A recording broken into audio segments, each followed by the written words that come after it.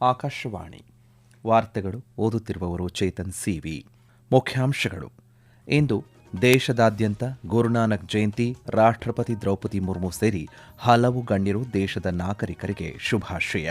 4ನೇ ರಾಷ್ಟ್ರವ್ಯಾಪಿ digital life certificate ಅಭಿಯಾನಕ್ಕೆ ಕೇಂದ್ರ ಸಚಿವ ಜಿತೇಂದ್ರ ಸಿಂಗ್ ದೆಹಲಿಯಲ್ಲಿ ಇಂದು ಚಾಲನೆ. ಬಿಹಾರ ವಿಧಾನಸಭೆಯ ಮೊದಲ ಹಂತಕ್ಕೆ ನಾಳೆ ಮತದಾನ. ಸಕಲ ಸಿದ್ಧತೆ.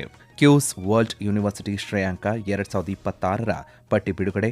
ಭಾರತದ ಪೈಕಿ ಐಐಟಿ ದೆಹಲಿ ಸಂಸ್ಥೆಗೆ 123ನೇ ಸ್ಥಾನ. ವಾರ್ತೆಗಳ ವಿವರ. ಇಂದು ಗುರುನಾನಕ್ ಜಯಂತಿ.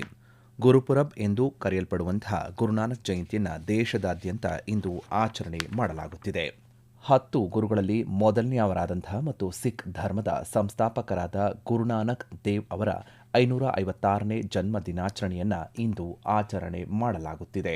ಪ್ರತಿ ವರ್ಷ ಕಾರ್ತಿಕ ಪೌರ್ಣಮಿಯಂದು ಗುರುಪುರಬ್ ಆಚರಣೆ ಮಾಡಲಾಗುತ್ತದೆ. ಗುರುಪುರಬ್ ಸಾಮಾನ್ಯವಾಗಿ ಅಕ್ಟೋಬರ್, ನವೆಂಬರ್ ತಿಂಗಳಲ್ಲಿ ಬರುತ್ತದೆ. ಇದು ಸಿಖ್ ಧರ್ಮದ ಅತ್ಯಂತ ಪವಿತ್ರ ಹಬ್ಬಗಳಲ್ಲಿ ಒಂದಾಗಿದೆ.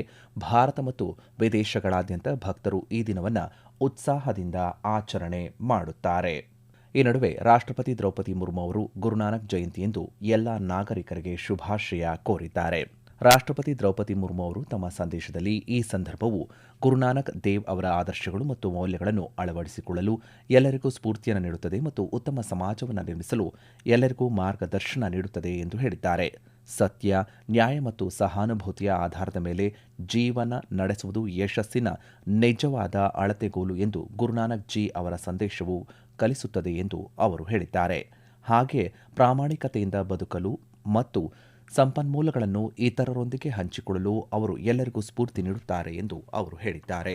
ಪ್ರತಿಯೊಬ್ಬರೂ ತಮ್ಮ ಜೀವನದಲ್ಲಿ ಗುರುನಾನಕ್ ದೇವ್ ಅವರ ಆದರ್ಶಗಳನ್ನು ಅಳವಡಿಸಿಕೊಳ್ಳಬೇಕು ಮತ್ತು ಹೆಚ್ಚು ಶಾಂತಿಯುತ ಹಾಗೆ ಸಮೃದ್ಧ ರಾಷ್ಟ್ರವನ್ನು ನಿರ್ಮಿಸಲು ಅವರು ತೋರಿಸಿದ ಮಾರ್ಗವನ್ನು ಅನುಸರಿಸಬೇಕು ಎಂದು ರಾಷ್ಟ್ರಪತಿಯವರು ಜನತೆಗೆ ಕರೆ ನೀಡಿದ್ದಾರೆ.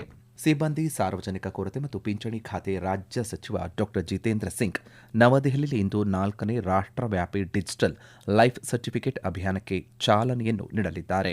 ದೇಶದ 2500 ಶಿಬಿರಗಳಲ್ಲಿ 1 ತಿಂಗಳ ಕಾಲ ಅಭಿಯಾನವನ್ನು ನಡೆಸಲಾಗುವುದು ಎಂದು ಸಚಿವಾಲಯ ತಿಳಿಸಿದೆ. ಮುಖ ದೃಢೀಕರಣ ತಂತ್ರಜ್ಞಾನವನ್ನು ಬಳಸಿಕೊಂಡು ಪಿಂಚಣಿದಾರರ ಡಿಜಿಟಲ್ ಸಬಲೀಕರಣವನ್ನು ಉತ್ತೇಜಿಸುವ ಗುರಿಯನ್ನು ಈ ಅಭಿಯಾನ ಹೊಂದಿದೆ ಎಂದು ಅದು ಹೇಳಿದೆ. ಎಲ್ಲ ಪಿಂಚಣಿದಾರರು, ವಿಶೇಷವಾಗಿ ಹಿರಿಯ ಪಿಂಚಣಿದಾರರು, ತಡೆರಹಿತ ಡಿಜಿಟಲ್ ಮೋಡ್ನಲ್ಲಿ ತಮ್ಮ ಅನುಕೂಲಕ್ಕೆ ತಕ್ಕಂತೆ ಜೀವಿತ ಪ್ರಮಾಣ ಪತ್ರವನ್ನು ಸಲ್ಲಿಸುವುದನ್ನು ಖಚಿತಪಡಿಸಿಕೊಳ್ಳಲು ಈ ಅಭಿಯಾನವನ್ನು ಆಯೋಜನೆ ಮಾಡಲಾಗಿದೆ. ಎಲೆಕ್ಟ್ರಾನಿಕ್ಸ್ ಮತ್ತು ಮಾಹಿತಿ ತಂತ್ರಜ್ಞಾನ ಸಚಿವಾಲಯ ಮತ್ತು ಭಾರತೀಯ ವಿಶಿಷ್ಟ ಗುರುತಿನ ಪ್ರಾಧಿಕಾರ 1 ತಿಂಗಳ ಅವಧಿಯ ಅಭಿಯಾನದಲ್ಲಿ ತಾಂತ್ರಿಕ ಬೆಂಬಲವನ್ನು ಒದಗಿಸುತ್ತವೆ. ಬಿಹಾರದ 18 ಜಿಲ್ಲೆಗಳ 121 ವಿಧಾನಸಭಾ ಕ್ಷೇತ್ರಗಳಿಗೆ ಮೊದಲ ಹಂತದ ಮತದಾನ ನಾಳೆ ನಡೆಯಲಿದೆ. ಮುಕ್ತ, ನ್ಯಾಯಸಮ್ಮತ ಮತ್ತು ಶಾಂತಿಯುತ ಮತದಾನವನ್ನು ಖಚಿತಪಡಿಸಿಕೊಳ್ಳಲು ವ್ಯಾಪಕ ಭದ್ರತಾ ವ್ಯವಸ್ಥೆಗಳನ್ನು ಮಾಡಲಾಗಿದೆ. ಮತದಾನವು ಬೆಳಗ್ಗೆ 7 ಗಂಟೆಗೆ ಪ್ರಾರಂಭವಾಗಿ ಸಂಜೆ 6 ಗಂಟೆಗೆ ಮುಕ್ತಾಯಗೊಳ್ಳಲಿದೆ. ಈ ನಡುವೆ ಭದ್ರತಾ ಕಾರಣಗಳಿಂದಾಗಿ ಸಿಂಬ್ರಿ, ಭಕ್ತಿಯಾರ್ಪುರ, ಮಹಿಷಿ, ತಾರಾಪುರ, ಮುಂಗೇರ್, ಜಮಾಲ್ಪುರ ಮತ್ತು ಸೂರ್ಯಗಢ ವಿಧಾನಸಭಾ ಕ್ಷೇತ್ರದ 56 ಮತಗಟ್ಟೆಗಳಲ್ಲಿ ಮತದಾನದ ಸಮಯವನ್ನು ಸಂಜೆ 5ಕ್ಕೆ ಮೊಟಕುಗೊಳಿಸಲಾಗುತ್ತದೆ. ಈ ಹಂತದಲ್ಲಿ ಒಟ್ಟು 1314 ಅಭ್ಯರ್ಥಿಗಳ ರಾಜಕೀಯ ಭವಿಷ್ಯವನ್ನು 3.75 ಕೋಟಿಗೂ ಹೆಚ್ಚು ಜನರು ನಿರ್ಧಾರ ಮಾಡಲಿದ್ದಾರೆ. ಈ ಮಧ್ಯೆ ಚುನಾವಣಾ ಆಯೋಗವು ನವದೆಹಲಿಯ India international institute for democracy and election ಮ್ಯಾನೇಜ್ಮೆಂಟ್ನಲ್ಲಿ ಅಂತಾರಾಷ್ಟ್ರೀಯ ಚುನಾವಣಾ ಸಂದರ್ಶಕರ ಕಾರ್ಯಕ್ರಮ 2025 ಪ್ರಾರಂಭಿಸಿದೆ. ಮೊದಲ ಹಂತದಲ್ಲಿ ಫ್ರಾನ್ಸ್, ದಕ್ಷಿಣ Africa, Belgium, Indonesia, Philippines, Thailand ಮತ್ತು ಕೊಲಂಬಿಯಾ ಸೇರಿದಂತೆ 7 ದೇಶಗಳಿಂದ ಒಟ್ಟು 14 ಪ್ರತಿನಿಧಿಗಳು ಮತದಾನಕ್ಕೆ ಸಾಕ್ಷಿಯಾಗಲಿದ್ದಾರೆ. ಕ್ಯೂಸ್ ವರ್ಲ್ಡ್ ಯೂನಿವರ್ಸಿಟಿ ಶ್ರೇಯಾಂಕ 2026ರಲ್ಲಿ Indian institute of technology Delhi ದೇಶದ ಸಂಸ್ಥೆಗಳಲ್ಲಿ ಮುಂಚೂಣಿಯಲ್ಲಿದ್ದು ಜಾಗತಿಕವಾಗಿ 123ನೇ ಸ್ಥಾನವನ್ನು ಪಡೆದುಕೊಂಡಿದೆ. ಒಟ್ಟಾರೆಯಾಗಿ ಭಾರತವು ದಾಖಲೆಯ ಕಾರ್ಯಕ್ಷಮತೆಯನ್ನು ಸಾಧಿಸಿದೆ. ಜಾಗತಿಕ ಪಟ್ಟಿಯಲ್ಲಿ 54 ಸಂಸ್ಥೆಗಳನ್ನು ಒಳಗೊಂಡಿದೆ. ಇದು ವಿಶ್ವದಾದ್ಯಂತ 4ನೇ ಅತಿ ಹೆಚ್ಚು ಪ್ರತಿನಿಧಿಸುವ ರಾಷ್ಟ್ರವಾಗಿದೆ. ಐಐಟಿ ದೆಹಲಿಯ ನಂತರ ಐಐಟಿ ಬಾಂಬೆ 129ನೇ ಸ್ಥಾನ, ಐಐಟಿ ಮದ್ರಾಸ್ 180ನೇ ಸ್ಥಾನ ಮತ್ತು ಐಐಟಿ ಖರಗ್ಪುರ 215ನೇ ಸ್ಥಾನದಲ್ಲಿದೆ. ಬೆಂಗಳೂರಿನ ಇಂಡಿಯನ್ ಇನ್ಸ್ಟಿಟ್ಯೂಟ್ ಆಫ್ ಸೈನ್ಸ್ 219ನೇ ಸ್ಥಾನ ಮತ್ತು ಐಐಟಿ ಕಾನ್ಪುರ 222ನೇ ಸ್ಥಾನದಲ್ಲಿದೆ. ದೆಹಲಿ ವಿಶ್ವವಿದ್ಯಾಲಯ ಕೂಡ ಅಗ್ರ 350 ಸ್ಥಾನಗಳಲ್ಲಿ ಸ್ಥಾನವನ್ನು ಪಡೆದುಕೊಂಡಿದೆ.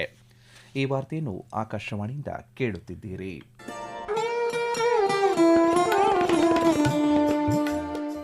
ಆಕಾಶವಾಣಿ ಸುದ್ದಿ ವಿಭಾಗದಿಂದ ಪ್ರದೇಶ ಸಮಾಚಾರವನ್ನು ಪ್ರತಿದಿನ ಬೆಳಿಗ್ಗೆ 7:05, ಮಧ್ಯಾಹ್ನ 12 ಮತ್ತು 2:30 ಹಾಗೂ ಸಂಜೆ 6:40ಕ್ಕೆ.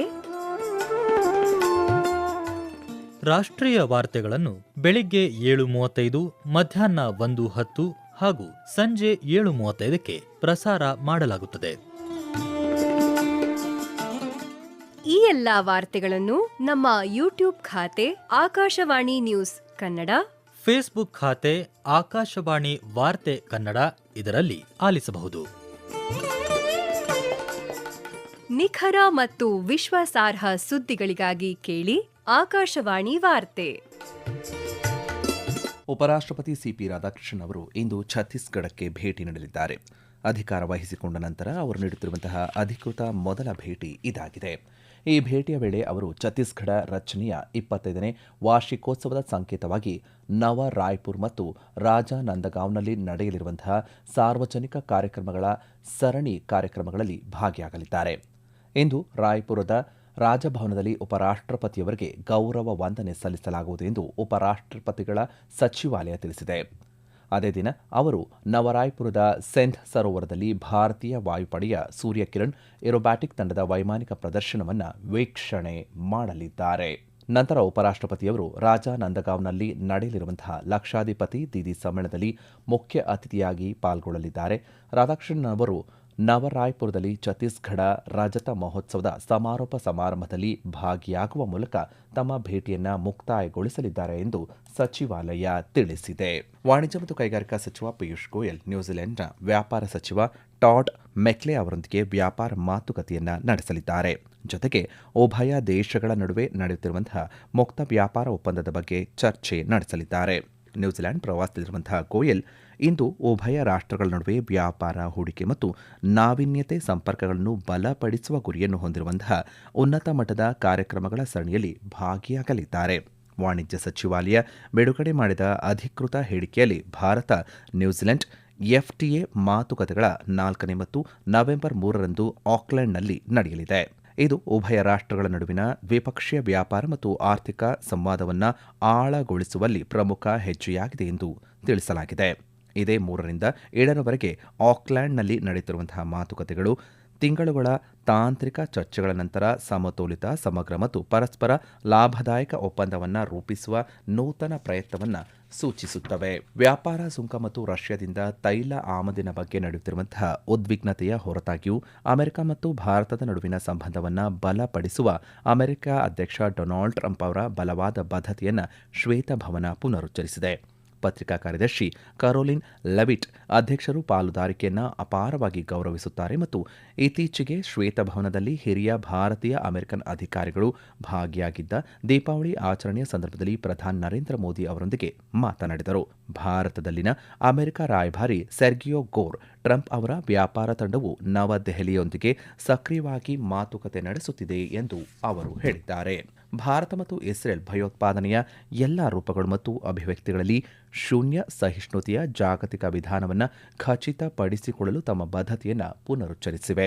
2 ದಿನಗಳ ಭಾರತ ಪ್ರವಾಸದಲ್ಲಿರುವಂತಹ ಇಸ್ರೇಲಿ ಸಹವರ್ತಿ ಗಿಡಿಯಾನ್ ಸಾರ್ ಅವರೊಂದಿಗೆ ವಿದೇಶಾಂಗ ಸಚಿವ ಡಾ ಎಸ್ ಜೈಶಂಕರ್ ನವದೆಹಲಿಯಲ್ಲಿ ಮಾತುಕತೆ ನಡೆಸಿದ ನಂತರ ವಿದೇಶಾಂಗ ಸಚಿವಾಲಯ ಈ ವಿಷಯವನ್ನು ಪ್ರಸ್ತಾಪಿಸಿದೆ.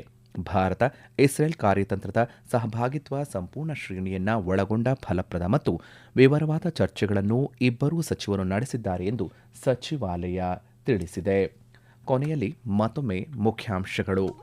ಇಂದು ದೇಶದಾದ್ಯಂತ ಗುರುನಾನಕ್ ಜಯಂತಿ. ರಾಷ್ಟ್ರಪತಿ ದ್ರೌಪದಿ ಮುರ್ಮು ಸೇರಿ ಹಲವು ಗಣ್ಯರು ದೇಶದ ನಾಗರಿಕರಿಗೆ ಶುಭಾಶಯ ಕೋರಿದ್ದಾರೆ. 4ನೇ ರಾಷ್ಟ್ರವ್ಯಾಪಿ ಡಿಜಿಟಲ್ ಲೈಫ್ ಸರ್ಟಿಫಿಕೇಟ್ ಅಭಿಯಾನಕ್ಕೆ ಕೇಂದ್ರ ಸಚಿವ ಜಿತೇಂದ್ರ ಸಿಂಗ್ ದೆಹಲಿಯಲ್ಲಿ ಇಂದು ಚಾಲನೆ.